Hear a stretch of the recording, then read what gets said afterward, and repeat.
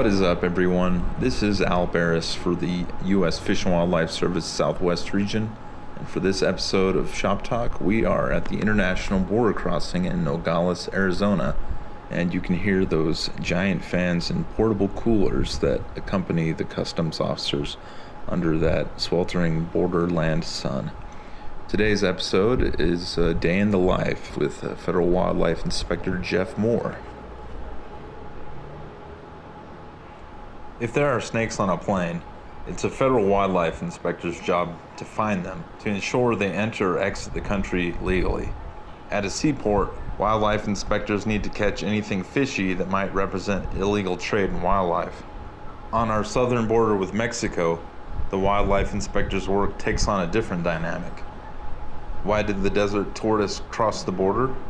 The reasons can vary, but if it's being carried by a human, it's a wildlife inspector's job to know. Federal Wildlife Inspector Jeff Moore is the only person with that title in Arizona, where no workday is the same as the next. As a law enforcement officer with the U.S. Fish and Wildlife Service Southwest region, he finds himself as involved with national security as he is in wildlife conservation. Moore is tasked with overseeing all the legal and illegal wildlife items crossing via ports of entry in Arizona and New Mexico. This means he has to cover a total of 11 ports spread over 2 states, with a combined size equal to Texas. He's the sole wildlife inspector for 28% of the southern border. Inspection areas are just a stone's throw away from the international borderline. Can't really see them, but the ridge up there, you'll see the coyotes and the pollo farmers up there watching Border Patrol, and they'll actually smuggle people through the fence right over here to the right, the left. There'll be people running up through the border here. I've been here when Customs got a big money seizure going south, and from up there on the hill they actually fired onto us, so we were taking rounds in secondary. There's been a few shootings here about every 2-3 years, so usually it's all drug cartels or vehicles fleeing to Mexico. And although there is a threat of violence, Arizona border ports are pretty safe. Officers at the border do need to pay attention to what's going on. While Officer Moore is checking a group of hunters with their hunting trophies, Customs and Border Protection officers just a few meters away are discovering cars loaded with drugs. What makes it precarious is its vast openness. Along the border in Arizona, there's often no more than an imaginary line on a map that separates Mexico from the U.S. While protecting our borders from drug smugglers, human traffickers, and gun runners is in the purview of Customs and Border Protection, Officer Moore is right there on the border with them, defending our nation from those same criminals. The difference is which laws and treaties he enforces. U.S. Customs is looking for drugs, guns, and money. Wildlife officers are checking for illegal wildlife. Think live birds and reptiles, or elephant skin boots or saddles. They're both at the border checking the same people. Wildlife inspectors have very specialized training, and they're on the lookout for wildlife, as well as products made from wildlife, whether it's hunting trophies, animals for the pet trade, or perhaps boots made from exotic hide, coming through ports of entry from Mexico. A big part of Jeff's day-to-day is inspecting hunting trophies, hunted by American sportsmen transported by Mexican guides and ranchers who coordinate everything for hunters. Some of the American sportsmen cross the border with their fresh trophies. Many others pay Mexican guides and ranchers to do the trophy preparation and importation. This tends to be a big source of income for Mexican landowners, as they can make up to $10,000 or more for a large mule deer and over $50,000 for a bighorn sheep. So they do their best to communicate with wildlife inspectors in order to stay in business and make sure their clients' trophies are legally imported with all the required paperwork. And these guided hunts are good for conservation as well. The money Mexican ranchers earn from offering these hunts gives them reason to protect and enhance the species and habitats. The cash from a hunt may be used to build a new water catchment that may benefit many different species. It's at the cargo port where the importers declare what they have. The customs officers have the commercial items unloaded, then they call Jeff to come check it out. One importer has mule deer, bighorn sheep, and javelina trophies he's bringing in for his customers. So bighorn sheep are protected under CITES as Appendix 2 species. So they require additional paperwork that deer, javelina don't. Deer, javelina just require a hunting tag, hunting license. Sheep requires a hunting license, hunting tag, and a CITES export permit. CITES stands for Convention on International Trade in Endangered Species of Wild Fauna and Flora. And while CITES is an international treaty, it is enforced under the Endangered Species Act. That's one of the many laws that Jeff's charged with enforcing. Hunters in Mexico can often take as many animals as they can purchase hunting permits for, while in the States, hunters have to apply for a permit through a lottery draw system. For example, with bighorn sheep in states like Arizona, it may take 20 years or more to get drawn, and then the hunter is restricted to one sheep over their lifetime. Whereas a sportsman can travel to Mexico and purchase a sheep tag every year. Mexico tends to follow the European game management model, where the animals belong to the landowner, who can sell the rights to hunt the animals. While in the U.S., we follow the North American model, where the animals belong to the public, and states like Arizona and New Mexico have game departments that regulate the hunting of wildlife for the good of the public. On the other hand, in Mexico, all the hunting takes place on private land, with the Mexican government working with the landowners on the number of wildlife that can be legally taken. CITES' aim is to ensure that international trade in specimens of wild animals and plants does not threaten their survival. With some, the more threatened the species is, the more it's regulated. CITES effectively prohibits the sale of many species that people want to buy as exotic pets, so smugglers often use inhumane measures to get those animals to the pet trade. Larger commercial seizures are often discovered by wildlife inspectors, but later turned over to a U.S. Fish and Wildlife Service special agent for criminal investigation. Jeff conducts more of the day-to-day inspections alongside U.S. Customs and Border Protection officers right there at the ports of entry. I've seen birds in bags, shoe boxes, presents. Gear is toilet paper tubes, socks, or like what looks like hair curlers. One year there was a parent, it was February, they were coming back with a wrapped Christmas present that they claimed was for a family member, that they didn't want to unwrap it because they weren't able to celebrate Christmas with them. So they were bringing it back. When they x-rayed it, they saw the cage and the bird. In these cases, Fish and Wildlife needs to work with U.S. Customs agricultural specialists to determine the best course of action. Many of the birds are protected, and the cost of quarantining them is not cheap, with the bill running up to $1,000 or more. The U.S. Fish and Wildlife Service will often issue the importer a ticket for the act in order to discourage future attempts. When smuggled birds or other wildlife are discovered, the perpetrator may face criminal smuggling charges. For most of the seizures, FWS works with local zoos to take care of the animal while the case is handled. However, with birds, there are often disease risks that require all birds are tested and shipped off to a U.S. Department of Agriculture quarantine center on the East Coast.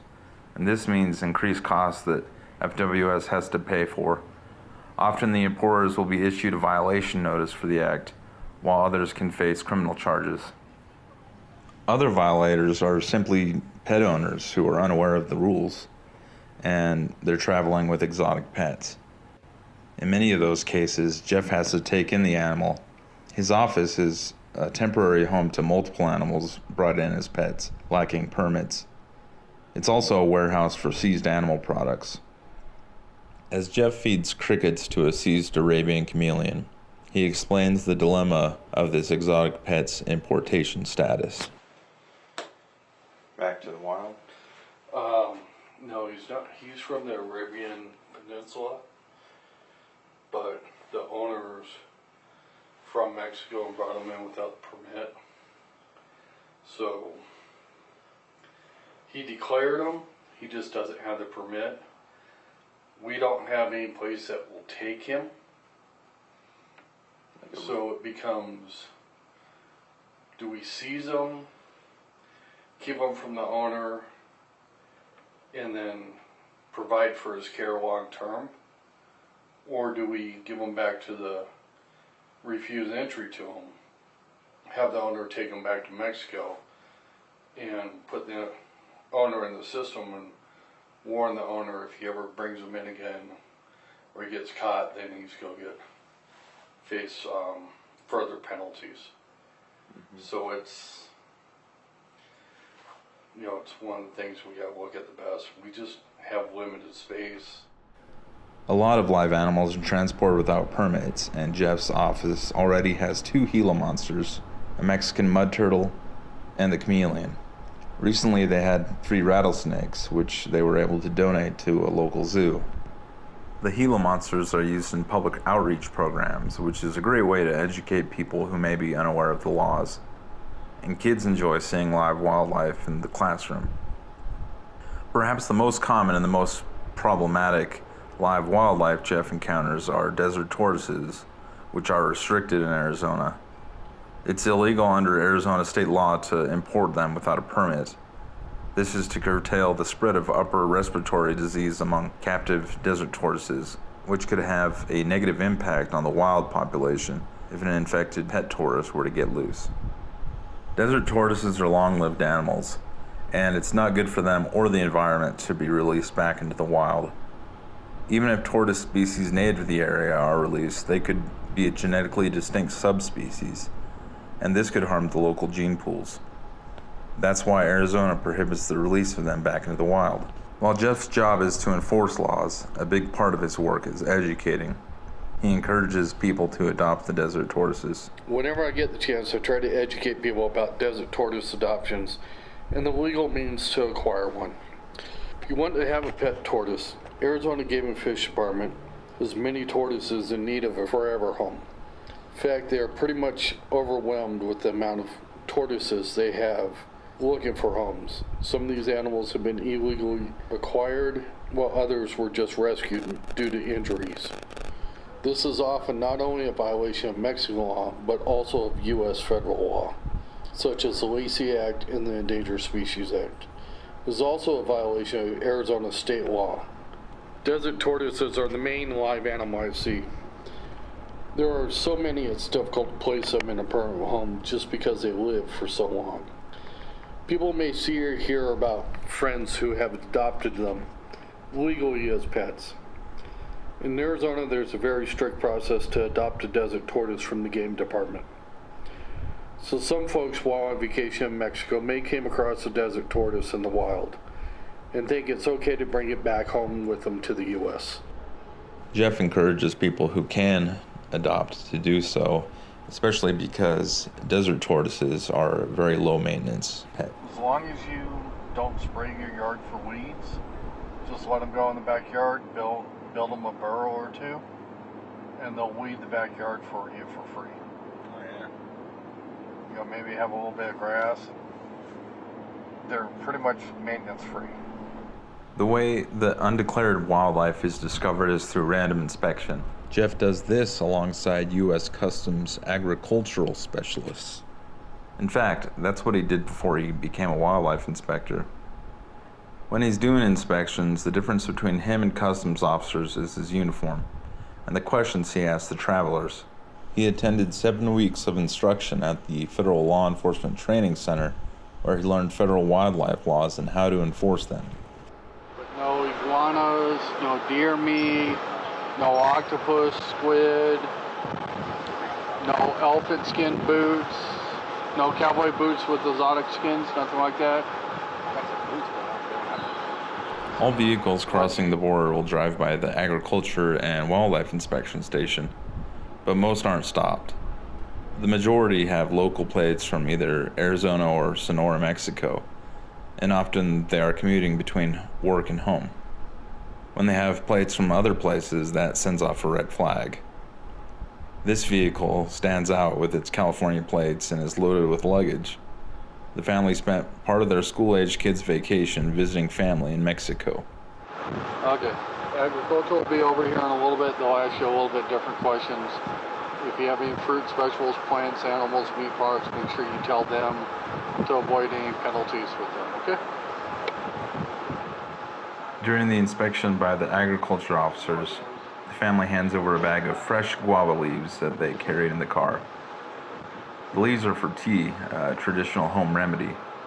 However, uncooked plants can carry harmful insects, especially if they come from farther south into Latin America. So these leaves are denied entry and go into a special garbage bin. Jeff takes no pleasure in tossing the belongings of working people or telling kids that they can't keep that new pet turtle. More often, his work involves educating people face-to-face on the laws and regulations rather than pressing charges or writing citations. This isn't easy work, but it serves a noble cause. Officer Moore started his federal career as an enlisted infantryman for the U.S. Marine Corps. During his time as a grunt, he was stationed in southern Spain and guarding a naval communications site. In his free time, he learned to scuba dive. He stopped diving when he came back to his landlocked home state of Arizona. And I did about 18 months over in Rota, Spain. Then I came back, was assigned to the 1st Battalion, 5th Marines out of Camp Pendleton. Did 6 months there before we deployed to Okinawa for 6 months. And then we came back, and then so I got out, started working for Boeing, building F-18s, F-15s, Minuteman nuclear missile program, C-17s, and then I started going to school while working full-time, and then ASU. Initially, I went to college, got my degree in Bachelor of Science in Applied Wildlife Management. Was going to work for the state. Graduated in 2007, and then that's when the market and the economy took the downturn. So everybody that was getting ready to retire from the state agencies, no one decided to retire. Budgets got tight. I got hired on by U.S. Customs as an agricultural specialist in 2007. That's when I first got introduced to the wildlife inspector program. Working with them, and then in 2015 the inspector that was here, she was transferring. When I found out she was transferring, that's when I applied for the position and was willing to take the pay cut from coming from customs to come over here and do this. The change in mission was well worth the reduced pay grade for Jeff. It was also at that time he got back into scuba diving in his free time. Now he goes on multiple trips each year, traveling to see the various tropical coral reefs around the world. Conservation is an important part of his personal life, as the ecosystems he enjoys are enhanced by his work as a wildlife inspector. I mostly go to see the coral reefs and the marine life, with sea turtles being my favorite animal to watch. I noticed the coral isn't what it was 25 years ago. Hawaii recently banned certain kinds of sunblock in order to conserve the reefs. Some tourist destinations take a very conservational approach to protecting the reefs, while others take a more short-sighted approach and seek to maximize their profits from the tourist trade. Even while on vacation, I find myself checking out the vendors, looking for wildlife products that are being offered for sale to the tourists. Sometimes it's elephant skin boots in Mexico or sea turtle jewelry and bracelets in the Maldives. While at the airport waiting to catch my flight back, I'll find myself scanning my fellow travelers, looking for signs that someone is trafficking in illegal wildlife products back to the U.S. That was Wildlife Inspector Jeff Moore in Nogales, Arizona. For the U.S. Fish and Wildlife Service Southwest region, I'm Al Barris, and that's what's up.